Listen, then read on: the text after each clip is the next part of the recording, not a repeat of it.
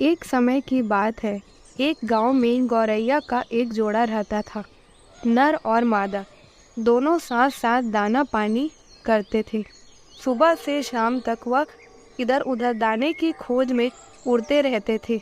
कभी कभी मादा थक जाती तो नर उसे घोंसले में बिठा देता और खुद चारा ले आता था। दोनों में बड़ा प्रेम था। दोपहर को जब वह अपने घोंसले में आराम करते तो मादा गौरैया कहती, आदमी से हम लोग कितने अच्छे हैं, ना कोई चिंता है ना फिक्र। दिन भर इधर उधर उड़कर पेट भर लिया और रात में आराम से सो रहे, जबकि आदमी अपने परिवार के लिए जिंदगी भर पसीना बहाता रहता है। दुनिया बहुत बड़ी है। उसमें हजारों तरह के जीव जंतु और पशु पक्षी हैं।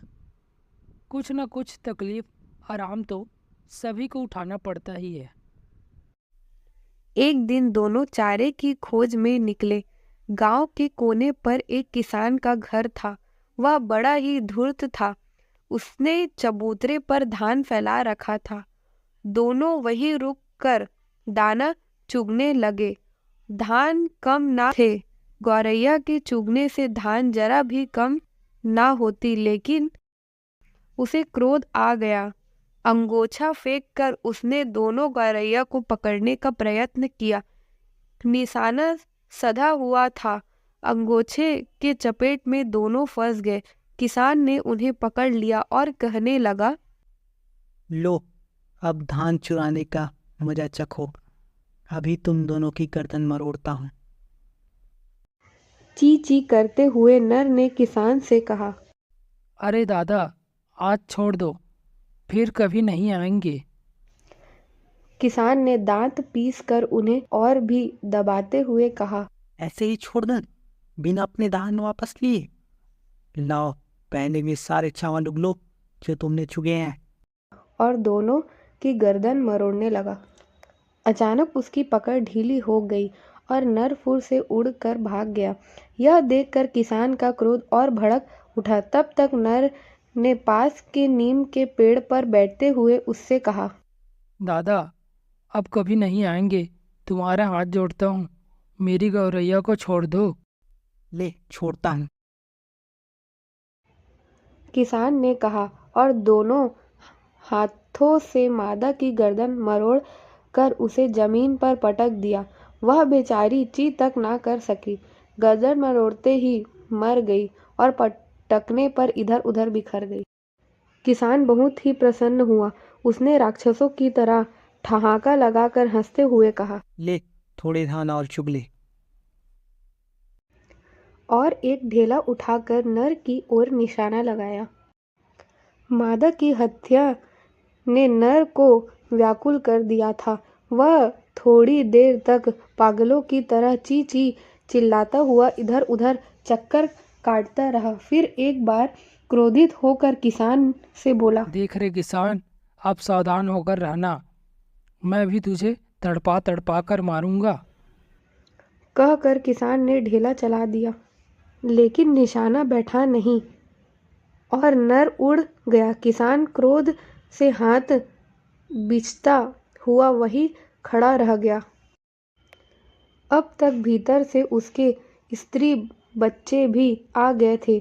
वह सब मरी हुई गौरैया को देखकर खुशी से ताली बजाने लगे। नर गौरैया को अब यही धुन सवार थी कि किसान से किसी तरह बदला लेना है। कभी सोचता कि रात में सोते समय उसकी आंख फोड़ दूं, कभी सोचता छप्पर में आग लगा दूं और कभी सोचता कि आसपास की सारी चिड़िया बुलाकर उसके खेत चुगवा डालूं। लेकिन कोई विचार जम नहीं रहा था। सब में कुछ ना कुछ खतरा और परेशानी थी। अंत में उसने यही सोचा कि अपने मित्रों की सहायता लेकर इसका सर्वनाश करूंगा। सबसे पहले वह जंगल में रहने वाले अपने मित्र चूहे के पास गया। चूहे दो भाई थे। दोनों खूब मोटे, ताजे और लड़ाकू थे। देखने में भी बड़ी जाति के नेवले जैसे लगते थे। सारी घटना सुनकर उन्होंने गौरिया से कहा, तुम बढ़ई से मिलकर एक गाड़ी बनवा लो। बैलों की जगह हम उसे खींच कर ले चलेंगे। तब गाड़ी पर सारे मित्रों को बिठाकर किसान के यहाँ चलेंगे, क्योंकि हमारे कई साथी पैदल नहीं चल सकते। गौरैया ने कहा। ठीक है, मैं आज ही बढ़ई से मिलकर गाड़ी बनाने को कहूँगा। बढ़ई ने गौरैया की कहानी सुनकर कहा। हाँ, मैं जानता हूँ, वह सचमुच बहुत पाजी आदमी है। गांव के लोगों से आए दिन झगड़ा करता रहता है। मैं गाड़ी बना दूंगा, तुम जरूर उससे बदला लो। अगले मंगलवार को गाड़ी तैयार हो जाएगी। गौरैया राम जोहार करके चला गया। मंगलवार को वह अपने चूहे मित्रों को लेकर बढ़ई के दरवाजे पर गया। गाड़ी सचमुच तैयार थी। बढ़ई होशियार था। उसने सीख सरकंटों से एक बहुत ही सुंदर, हल्की और मजबूत छोटी बैलगाड़ी बना रखी थी। गौरैया ने कहा। दादा, और क्या दे सकता हूँ? कभी धान कुटाना हो तो बताना, मैं अपने साथियों से छिलवा दूंगा। तुमको ओखली मुसल का झंझट नहीं उठाना पड़ेगा। वह सब बाद में देखा जाएगा, पहले जाकर उस किसान से अपना निपटारा करो। गौरैया ने चूहों को इशारा किया। वह प्रसन्न मन से बहल में जुड़ गए। बैलगाड़ी में जुड़ते ही गाड़ीवान की जगह गौरैया खुद बैठा और बहली जंगल की ओर चले गए। कुछ दूर जाने पर उन्हें एक बिच्छू मिला। उसने पूछा। अरे गौरैया भाई, यह रथ कहाँ से लाए? गौरैया ने बताया। सरकंडों की बहल बनाई, मुस नाथे जाऊं। किसान मेरी गौरैया मारी, दाव लेने जाऊं। बिच्छू ने कहा। चलो, मैं भी चलूंगा। किसान बड़ा दुष्ट आदमी है, उसको नरम किए बिना काम नहीं चलेगा। आओ, बैठ जाओ फिर। कहकर गौरैया ने बिच्छू को भी गाड़ी पर बिठा लिया और आगे बढ़ चला।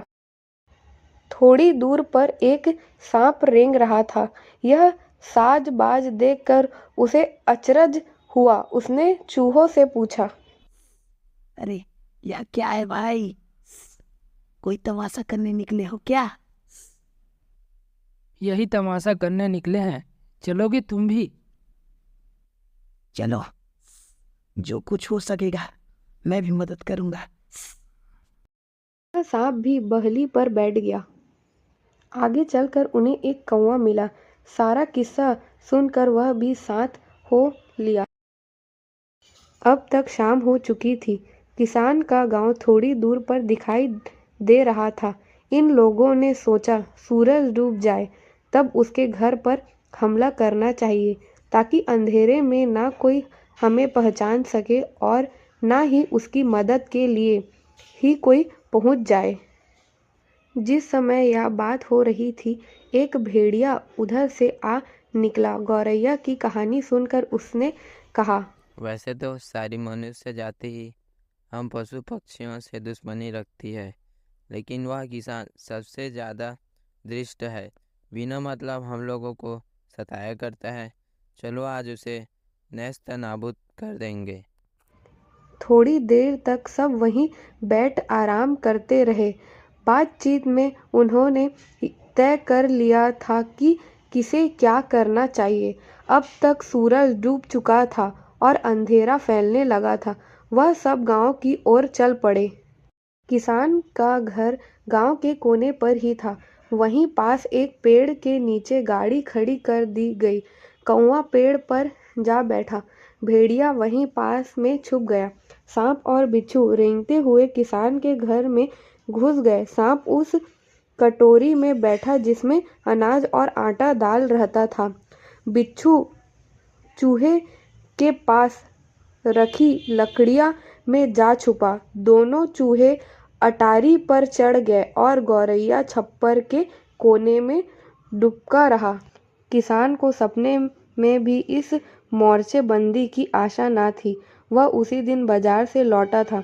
बड़ी खुशी के साथ लाया हुआ सामान अपनी पत्नी को दिखा रहा था और सब बच्चे भी उसी में मग्न थे। थोड़ी देर बाद रसोई तैयार करने के लिए जैसे ही उसकी बड़ी लड़की ने चूल्हा जलाया, छिपे हुए बिच्छू ने कस कर डंक मार दिया। लड़की चिल्लाने लगी, अरे दादा रे, ओ दीदी, हाय रे, मुझे बचाओ। बिच्छू ने उसकी देह से चिपक कर 2-3 डंक और मारे, फिर जल्दी जल्दी रेंगता हुआ बाहर की ओर निकल गया। किसान की पत्नी उस समय कोठरी में आटा निकाल रही थी। लड़की का चिल्लाना सुनकर एक बार चौंक पड़ी और रसोई की ओर दौड़ी, लेकिन रास्ते पर बैठे सांप ने उसे काट लिया।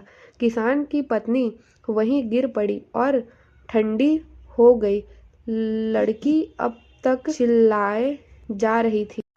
किसान अपने बेटे को शौच के लिए ले गया था। लड़की का चिल्लाना सुनकर वह घबरा गया और बच्चे को वहीं छोड़कर घर की ओर भागा। भेड़िया इसी मौके की ताक में था। बच्चे को अकेला पाकर उसने दबोच लिया और जंगल की ओर चपत हो गया। किसान घर पहुंचा तो लड़की रसोई के पास पड़ी छटपटा रही थी। उसने किसी तरह रोते हुए बताया, मेरे पैर पर किसी जानवर ने काट लिया है। अभी तक दिया नहीं जला था। किसान घबराहट में चिमनी ढूंढने लगा तो दीवार से टकराकर गिर पड़ा। इसी बीच बाहर बैठा कौवा आया और चूल्हे में जल रही लकड़ी लगाकर उसने छप्पड़ में रख दी। चूहे भी सावधान थे। जैसे ही छप्पड़ सुलगा, उन्होंने उसकी रस्सी काट दी। जब तक किसान उठकर छप्पड़ पर पानी फेंकता, वह धू धू करके जलने लगा। रस्सी कट जाने से बंधन ढीला पड़ गया था। पल भर में ही जलता हुआ छप्पड़ सरक कर आंगन में आ गिरा। किसान वहीं खड़ा था। बाहर निकलने का उसे मौका तक ना मिला। उसी छप्पर के नीचे झुलस कर मर गया। इस प्रकार अपनी मादा का भरपूर बदला चुकाकर गौरैया मित्रों सहित रातों रात जंगल वापस लौट